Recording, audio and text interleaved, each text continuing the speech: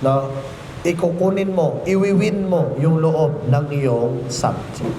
So, working relationship and mutual understanding between the investigator and subject to enable better communication.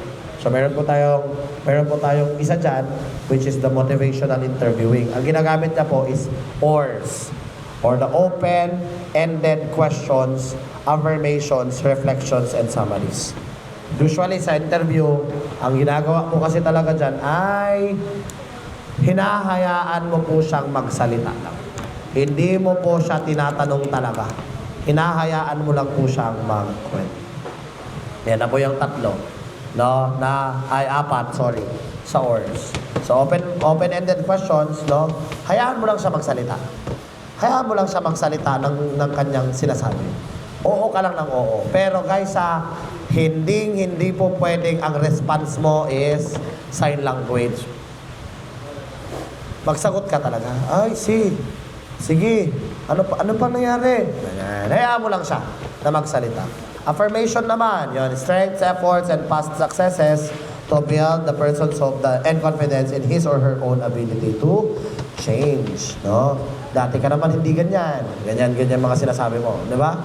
Alam ko namang na hindi mo magagawa yan. Mga ganyan. Reflections involve rephrasing or repeating information back to the interviewee. Ano naman yan siya? Ibig sabihin, kino-confirm mo po yung mga sagot niya.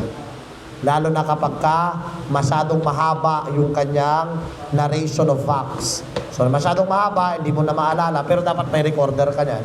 Pero gusto mo lang i-confirm.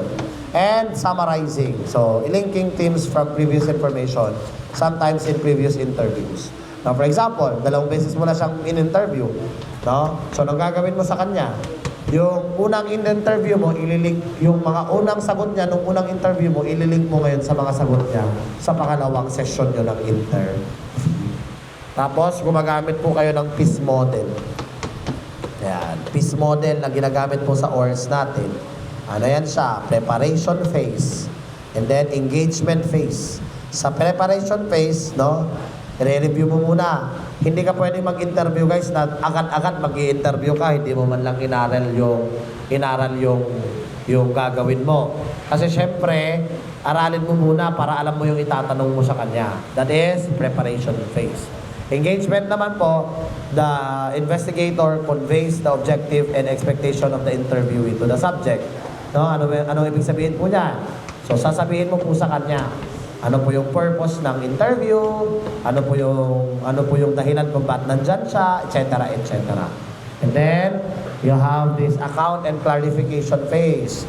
Sa account and clarification phase, ika-clarify mo na siya. Sige, i-clarify ko lang yung nangyari. Yung nangyaring pagkasagot mo sa ganito. No, i-clarify ko lang. Nasa sa inyo na kung paano po yan. Ang pagiging investigador po, hindi po puro katalinuhan yan.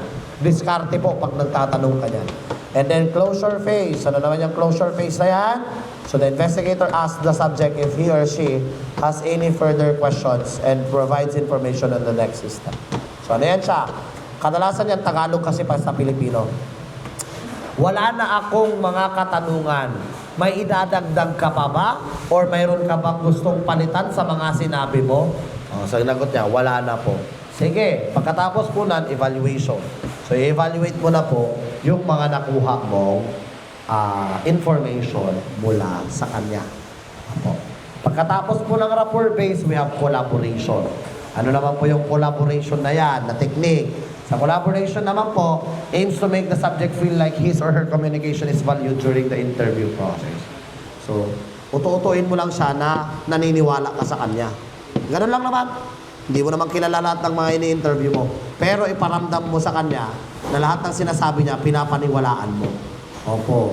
Kapag interviewer ka kasi, hindi pwedeng sasabihin mo na, pag-sure, diba? Hindi mo naman nakita, bakit mo naman i-counter yung sinasabi niya. Hayaan mo lang siya magsalita. At ang maganda mong gawin ay paniwalain mo siya na naniniwala ka sa kanyang sinasabi. And then number 3, emotion provocation technique. Ano naman yan siya? Pag emotion provocation naman, no, uses verbal tactics that plays on the subject's emotion. Fear, guilt, love, pride, hope, or sadness. Ano naman yan siya? Pinaglalaroan mo ang kanyang emosyon. No? Pinaglalaroan mo ang kanyang emosyon.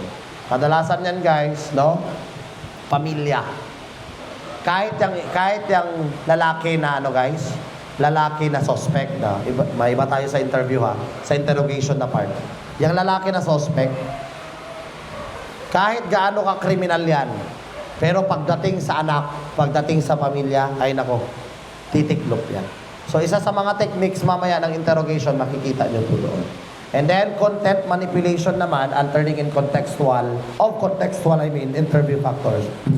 Ayan. Physical space, appearance of investigator, setting of tone, and also interaction and subtly influence the subject. No, ibig sabihin naman po niyan siya, magbabago ka ng tono mo, magbabago ka ng inyong ugali, no? Kasi syempre magtataka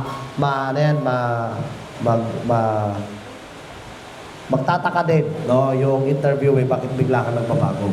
Until such time na siya ay biglang mag-worry at bigla siyang maguluhan, yan. Masabi niya na kung anong dapat niyang sasabihin. And then we also have confrontation-based methods. Yan. Kadalasan po niyan, it is used typically with people whose culpability is already indicated based on existing evidence. Ano naman yan siya? Ang balnugay na, wala ka sang sala. Pero may ebidensya ka na. It may be correct na evidence or hindi. So, hulgaon mo siya ba? Ate, ano na? Pakita mo sa iya. Biskan, totoo nga ebidensya or hindi, pwede yan siya. Kaya natawag ko dyan is confrontation-based methods. And also, evidence presentation in interview technique, pareho lang po din yun sa number 5. Yan. Kaya nga, pwedeng fake, pwedeng real. Ang ipakita mo sa kanya. Yun lang naman. And then, we also have the format ng interview natin. Yan. Sa format ng interview natin, ironic. Yan. Ironic po yan siya. Apo, ironic. Yan. Magkape muna tayo, please. Thank you.